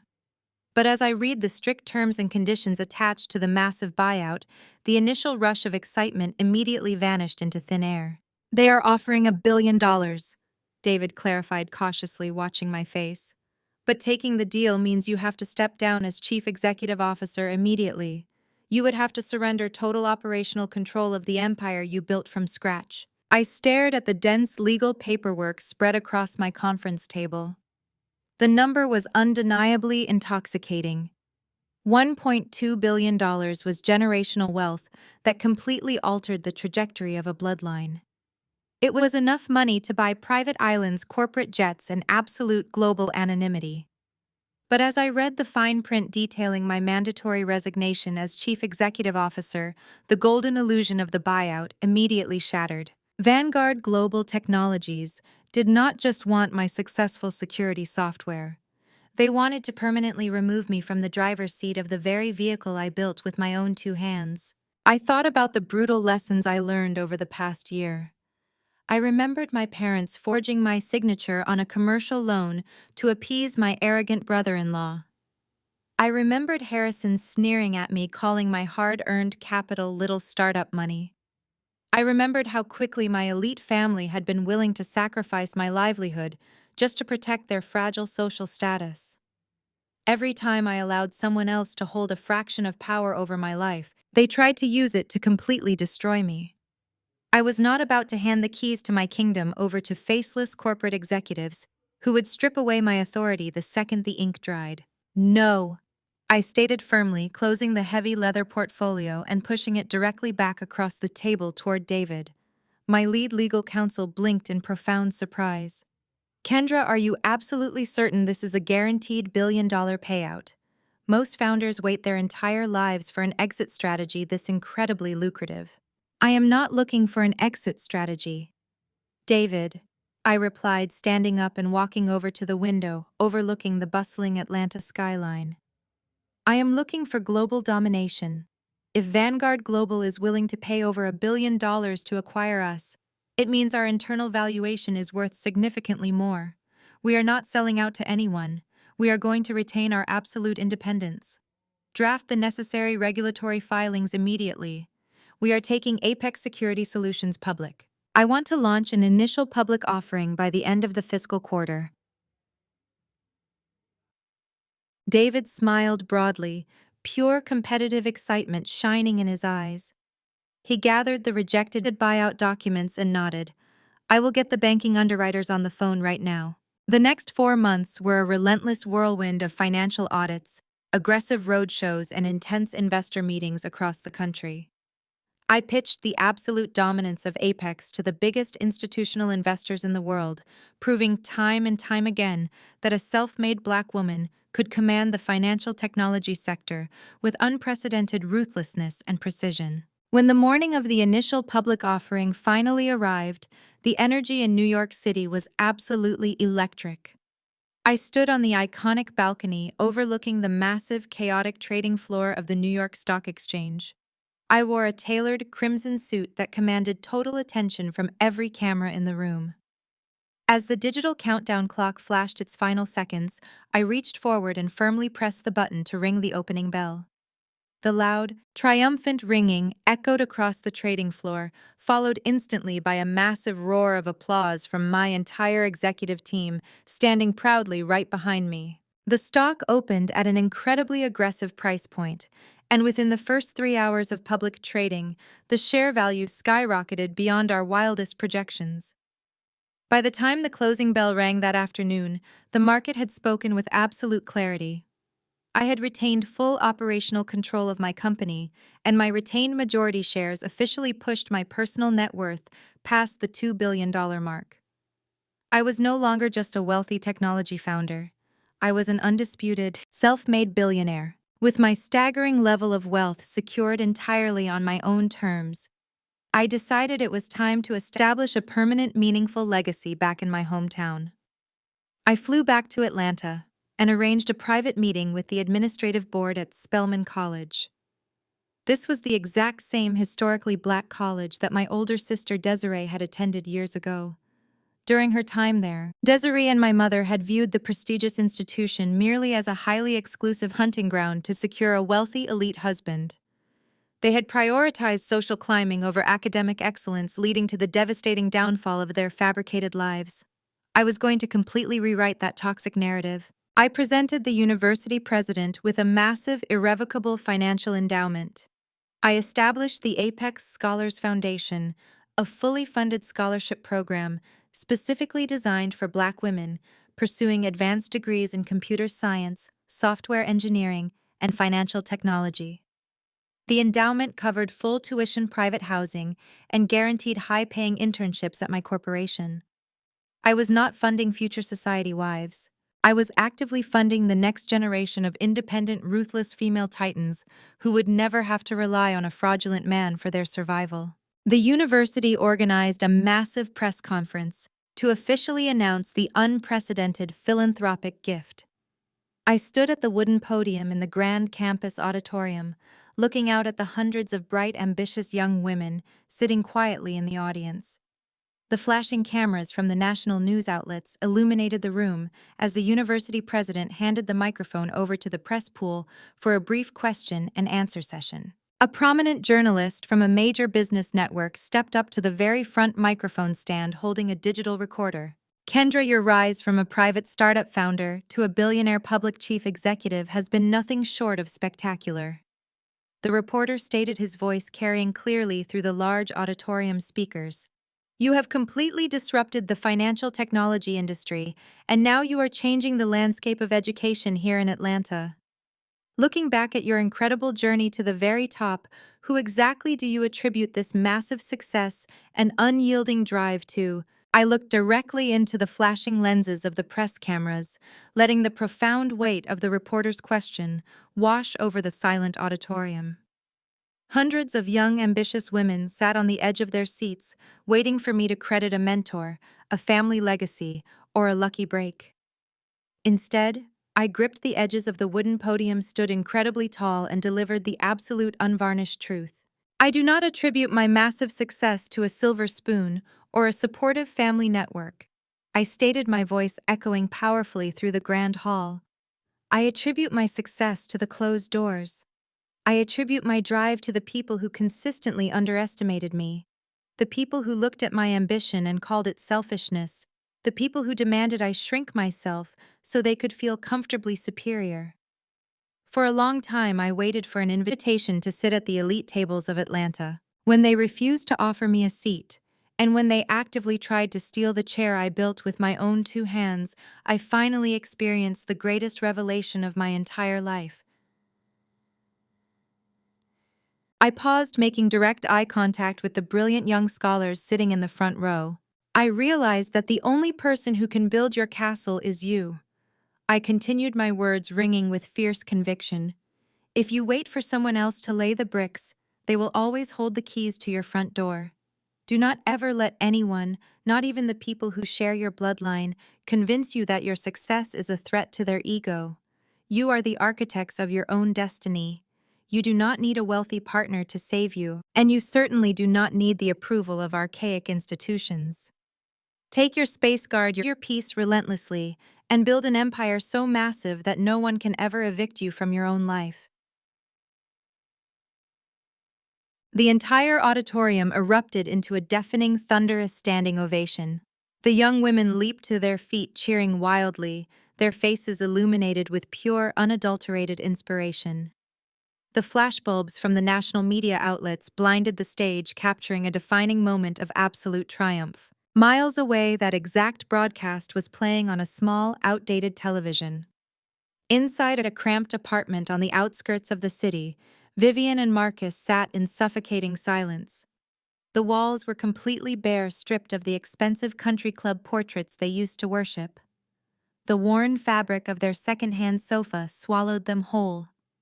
Vivian clutched a chipped mug, her eyes fixed on the screen as she watched her billionaire daughter command the national stage. There were no tears left to cry, only the agonizing reality of their ruin. Marcus stared at the floor, his shoulders slumped in defeat, knowing they had traded a loyal daughter for a fraudulent illusion that destroyed them. They sat in bitter isolation, forgotten by the elite world they sacrificed everything to please. Across town, in a modest Decatur apartment, Desiree was also watching the live broadcast. She sat at a small dining table surrounded by scattered textbooks and crayons. Her youngest daughter sat beside her, struggling through a math worksheet. Desiree wore a plain uniform polo shirt from her retail job. The exhausted woman was light years away from the arrogant socialite she used to be. As my speech concluded and the crowd roared, Desiree did not scowl. A genuine, bittersweet smile spread across her tired face. She looked at her daughter, tapped the math worksheet encouragingly, and felt profound regret and absolute pride. She finally understood the true value of the hard work she put in every day. Later that evening, I drove my luxury vehicle back through the iron gates of my Buckhead estate. I did not return to a cold house or a home infected by parasitic relatives. I walked through my heavy mahogany front doors and was instantly greeted by the warm sounds of genuine laughter and clinking glasses. My mansion was completely filled with my chosen family. My loyal executive team, the brilliant mentors who supported my rise, and a handful of trusted friends were scattered throughout the grand living room, sharing stories and celebrating the massive success of the initial public offering. Right in the center of the joyful chaos sat Grandma Betty. She was holding court from her favorite plush velvet armchair, wearing a stunning silk dress, and laughing loudly at a joke my lead attorney had just told. She looked incredibly radiant, completely free from the financial abuse and emotional manipulation that had plagued her for years. I walked over, kissed her softly on the cheek, and accepted a crystal flute of sparkling water from my chief operating officer. The energy in my home was absolutely electric, vibrating with pure peace. I had successfully protected my sanctuary, transforming it from a battleground into a true fortress of love and legitimate power. Suddenly, the sharp melodic chime of the front doorbell echoed through the expansive foyer. The joyful conversations quieted slightly as my lead security guard Jackson walked briskly toward the entrance. I followed closely behind him, curious about who could possibly be arriving this late in the evening. Jackson opened the heavy glass and wood door, revealing a sharply dressed delivery courier standing on the illuminated marble porch. The courier was holding a massive, beautifully arranged gift basket featuring 3 bottles of the most exclusive vintage champagne in the world. He handed the heavy basket to Jackson, tipped his hat respectfully, and turned back to his waiting vehicle. I reached out and carefully pulled a thick gold-embossed envelope from the center of the luxurious arrangement. I broke the wax seal and opened the heavy cardstock.